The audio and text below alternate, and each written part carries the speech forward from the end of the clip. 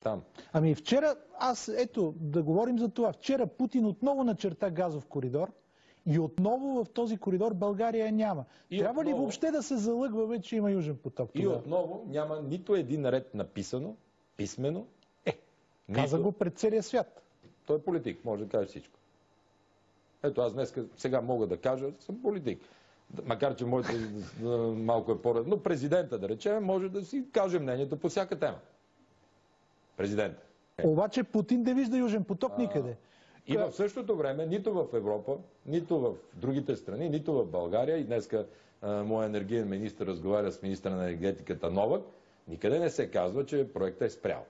Затова вчера лидерите на Европейския съвет в заключителната ни част на вечерята, един по един се изказаха по тази тема. И съветите на всички бяха, че България трябва да си изпълни двустранните отношения, за да може да не бъде упрекната след това, че поради чиновнически грешки е спряла проекта. И да бъде наложена санкция върху България. Тоест, въпросът е кой да се окаже виновен. Да не е Газпром, да не сме ние, да е Газпром. Това ли е най-важното? Ние искаме да стане Южен поток, цяла Европа, с европейските правила. И го повтаряме това нещо, въпреки че знаем, че няма да стане. Но знаем, до този момент, понеже, повтарям, поради липсата на комуникация и тази изолация на предишното правителство, нивата, с които са работили, е било...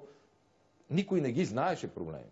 И аз отидох това с едни карти с газовите коридори и на всичките, на Меркел, на Дейвид, на Оланд, слагам на масата, чертая, показвам. Ето ги тия карти. И те тогава става безпощадно ясно всичко.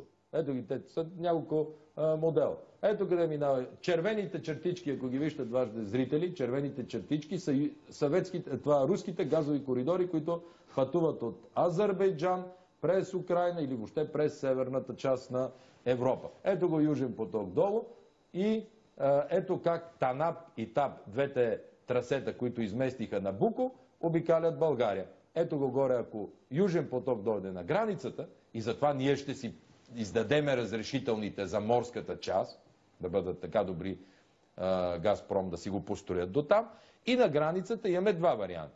Или да платиме газа от името на цяла Европа, това, което и Доналд Туск предлага общ енергиен съюз.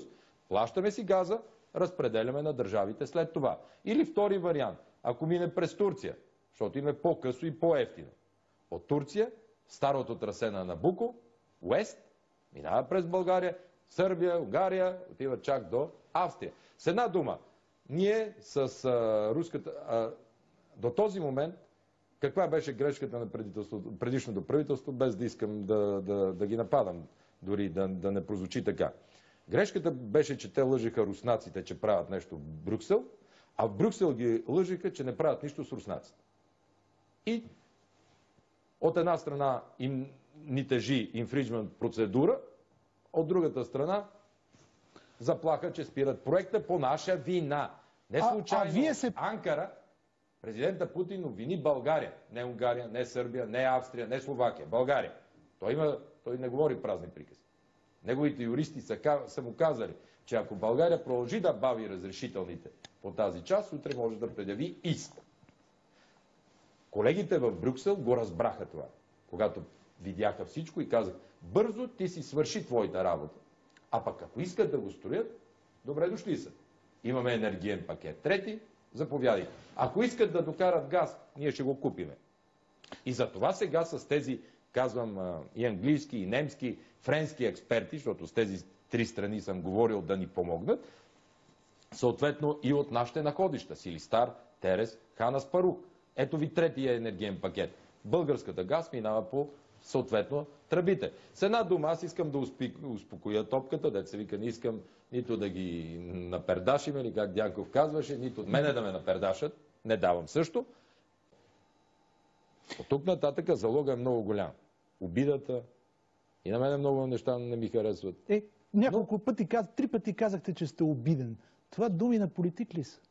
Няма обида, няма лично политика. Човек се обижда, преглъща, гледа крайната цел. А крайната цел е стабилна България, да се стабилизира ситуацията, да се разплатиме, да заработят фондовете, да се успокои бизнеса, да се стабилизират системите.